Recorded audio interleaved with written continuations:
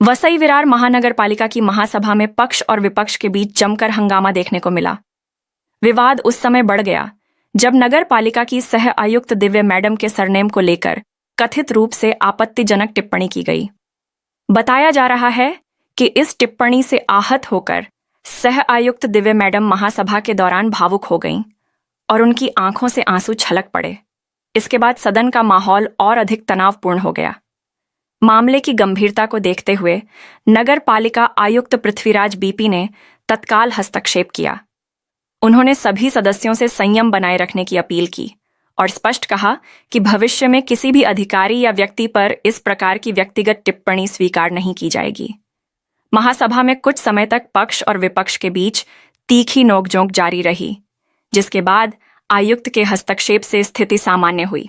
वसई विरार से पत्रकार दिनेश सिंह की रिपोर्ट। कुठेतरी एक तारतम्यता पाळण्यासाठी बॅच केलेलं आहे। बघा कसं आहे की सदस्यांची ओळख असणं किंवा कळणं हे गरजेचं आहे।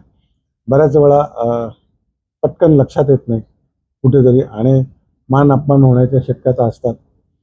त्यामुळे जर असे बॅचेस असतील तर ज्याप्रमाणे लोकसभेमध्ये किंवा विधानसभेमध्ये दिले जातात तर त्या पद्धतीने जर नगरसेवकांना बॅचेस दिले तर त्यांची ओळख होणं पटकन हे सोपं जाईल आणि नियमाप्रमाणेच कुठच्याही पक्षाचं बॅच लावणं हे सभागृहामध्ये निषिद्ध असते, लावू नये असा एक संकेत आहे।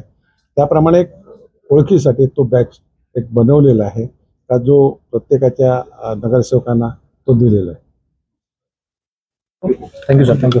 माननीय सभागृह, आता जी चर्चा झाली त्याच्यामध्ये मला 2-3 गोष्टी सगळ्यांच्या निदर्शनास आणायचे। आता आपण सगळ्यांनी बघितलं असेल की काही पद्धतीने जर ऑफिसर्सवर पर्सनल अटॅक होत असेल, शेवटी ते पण अधिकारी आहे आणि ते काही स्वतःसाठी इथे नाही आहे, ते वसई विरार महानगरपालिकासाठी आहे, हे आपल्याला पण जाणीव असली पाहिजे।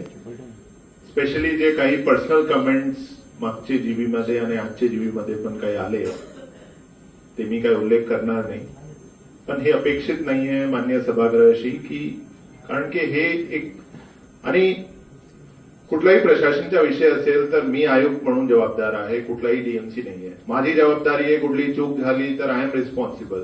तर माझी एवढे सगळ्यांना एक विनंती, नम्र आवाहन सुद्धा आहे की कृपा करून कुठल्याही अधिकारीवर पर्सनल कमेंट्स किंवा पर्सनल अटॅक करू नका। प्रशासनाबद्दल जे काही आपल्याला माहिती पाहिजे मी उत्तर देतो, मी आयुक्त आहे, I am the head of administration.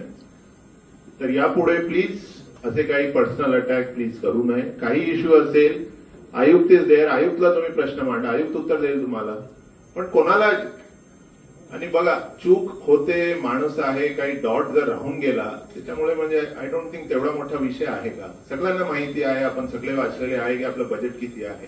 5,630 कोटी म्हणजे गमतचा भाग वेगळा, पण त्याचा काही सेन्स नाहीये। म्हणजे सगळ्यांना माहिती आहे, एक डॉट जर राहून गेला तर म्हणजे असं काही कंटेम्प्ट वगैरे झाला नाहीये, it is just a letter. माणसाकडनं चूक होते, एक डॉट राहून गेला, तेवढा काही मोठा विषय मला वाटत नाही।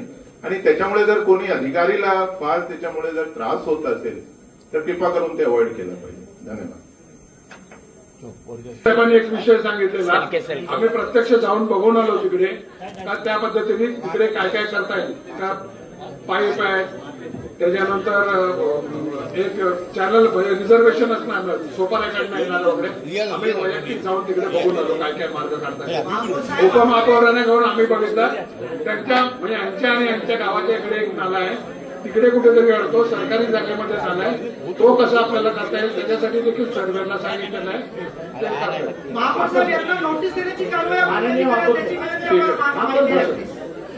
पाटील साहेबांचा विषय संपलेला आहे आणि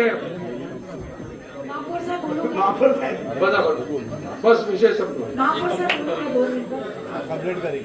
आपला, तो विषय घेतो। एक सेकंड, आयुक्त काही विषयावर आयुक्त साहेब बोलणार आहेत।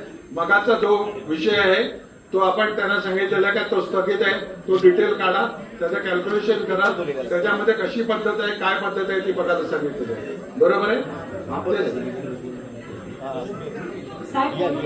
बोलू का? आज बोलायलाच नाही, कॉमेंट्स फक्त लोक तुम्ही चूक असेल ती दाखवून घ्या, पण कॉमेंट्स नको। ठीक आहे, एक मिनिट. आयुक्त साहेब आता तो विषय काही राडारोडा किंवा अन्य विषयावर ते आयुक्त साहेब स्वतः बोलतात.